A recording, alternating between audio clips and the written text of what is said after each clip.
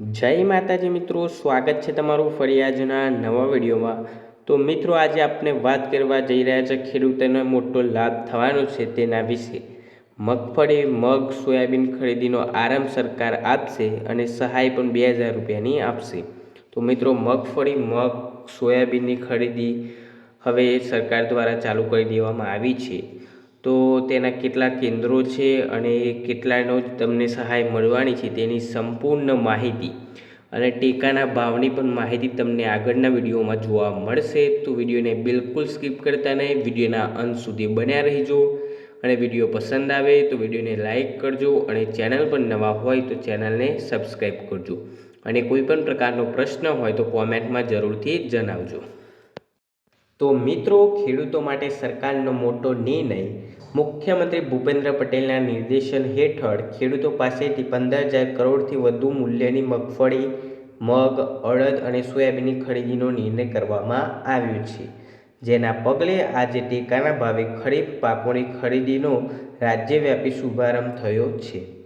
ગુજરાતમાં ખેડૂતો પાસેથી મગફળી, સોયાબીન, મગ અને અડદની ટેકાના ભાવે ખરીદી આજથી 97 કેન્દ્રો પર શરૂ થઈ ગઈ છે। સોમવારથી ખરીદ કેન્દ્રોની સંખ્યા વધારીને 300 કરવામાં આવી હતી।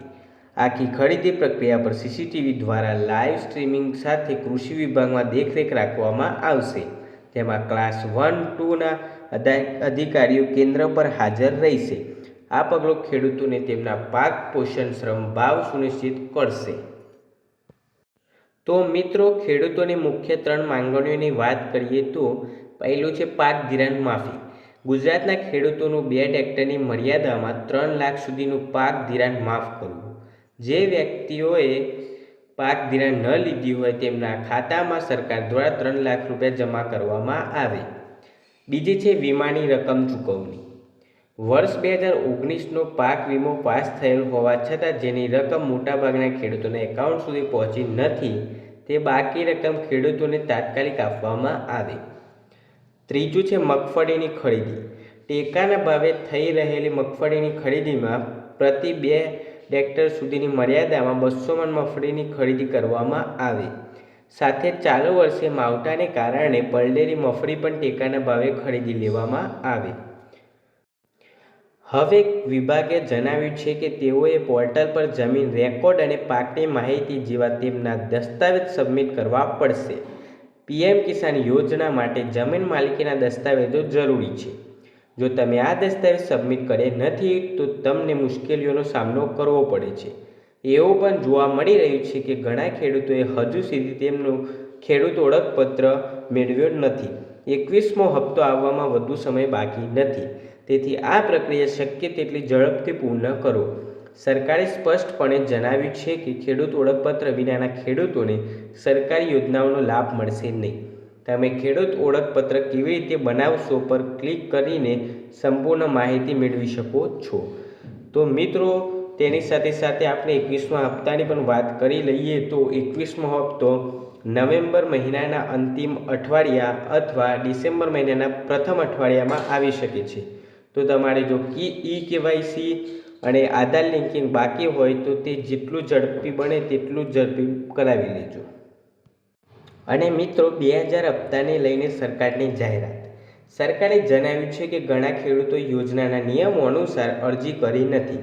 કેટલાક લોકો એવા છે જે અયોગ્ય હોવા છતાં પીએમ કિસાન યોજનાનો લાભ લઈ રહ્યા છે।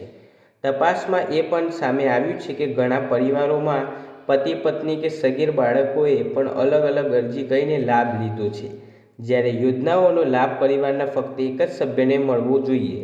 આ ઉપરાંત 1 ફેબ્રુઆરી 2019 પછી જે ખેડૂતોએ જમીન ખરીદી છે તેમને પણ આ યોજનાનો લાભ મળવો જોઈએ નહીં।